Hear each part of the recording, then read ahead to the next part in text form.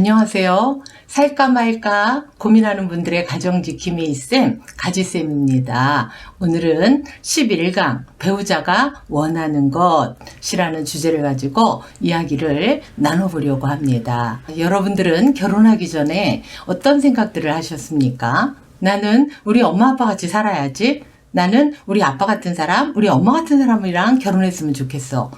그렇게 생각하신 분들도 계실 거고, 나는 절대로 우리 엄마 아빠 같이는 안 살 거야. 그러니까 나는 엄마 같은 사람 또 아빠 같은 사람하고는 절대로 나는 안 만날 거야 라는 생각을 하면서 마음속으로 나름대로 나는 이런 사람이랑 결혼하면 정말 행복할 거야 라는 생각을 가지고 이제 사람을 고르기도 하고 그러면서 결혼을 하게 됩니다. 그럴 때 고를 때에 그러한 엄마 아빠가 기준이 되기도 하지만 또 나름대로 책에서 본 거, 또 방송에서 본 거, 또 친구들한테 들은 얘기, 또 선배 언니들한테 들은 얘기 이런 부분들을 종합을 해서 나이는 몇 살 차이면 좋겠어.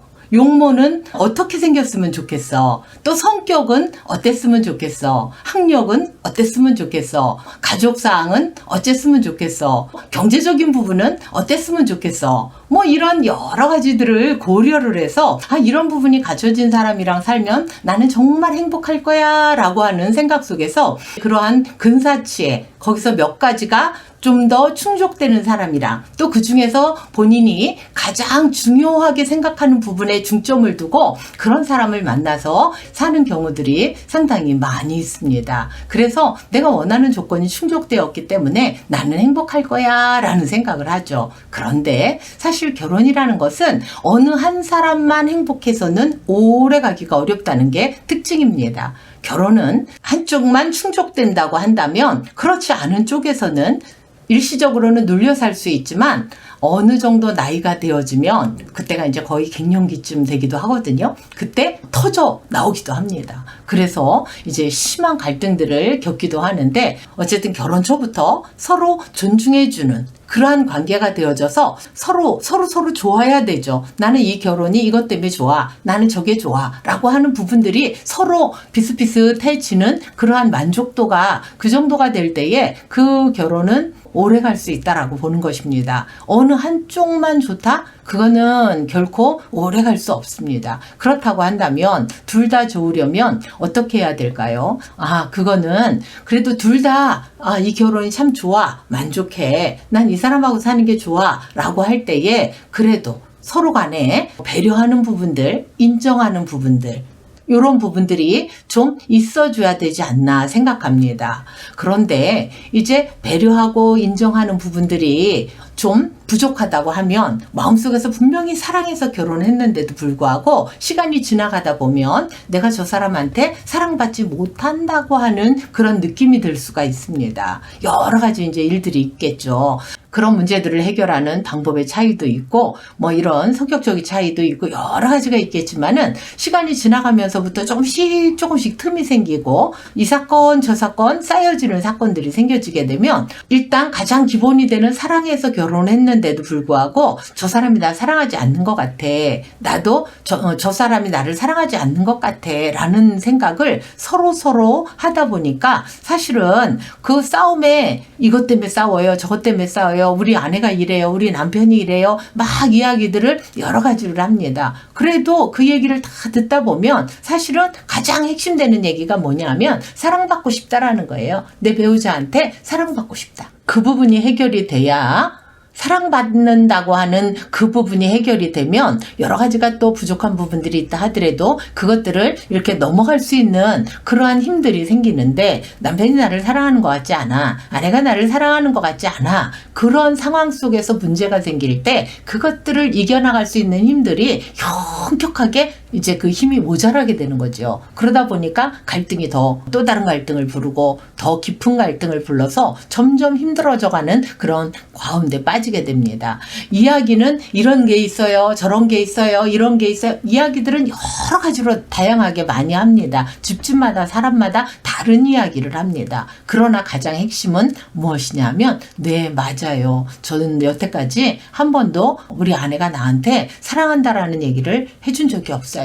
우리 남편이 나에게 사랑해준다는 말을 해준 적이 없어요. 하기는 하는데요. 진정성이 담겨져 있지 않아요. 사랑하는지 모르겠어요. 저 사람은 말만 그래요. 이런 여러 가지 얘기들을 하는 것을 보게 됩니다. 그런데 그러한 것들이 마음속에 서로 느껴지는 때까지 여러분들이 해야 할 여러 가지들이 있겠죠. 예쁜 말도 해야 되겠고, 오해도 풀어야 되겠고, 또 서로 사랑하는 그런 언행을 해야 되는 그런 과정들이 있는데, 그 부분들이 충족이 되어진다고 한다면 그동안의 갈등들도 상대적으로 현격하게 그 갈등이 줄어드는 것을 볼 수가 있습니다. 그래서 가장 기본이 아내들이 가장 원하는 거 사랑받고 있다라고 하는 느낌을 갖는 거예요. 저 사람이 나를 사랑하고 있다라는 느낌을 받기를 원하는 거고요. 남편들도 그거는 동일해요. 그러면서 거기에 또 한 가지가 들어가는데 내가 바깥에서 일하는 거 또 이런 여러 가지 일하는 거에 대해서 인정받고 싶다. 당신 참 잘해. 당신 참 훌륭해. 당신 참 대단해. 이런 얘기를 듣고 싶어 한다는 것이 조금씩 다르긴 해요. 그런데 또 요즘은 또 어떠느냐 하면 여자분들도 살림만 하는 게 아니라 지금은 나가서 맞벌이를 하잖아요. 그러다 보니까 아내들도 직장 생활을 하는 사람들도 있고 또 아내가 사업을 주도적으로 하는 사람들도 있어요. 그런 분들의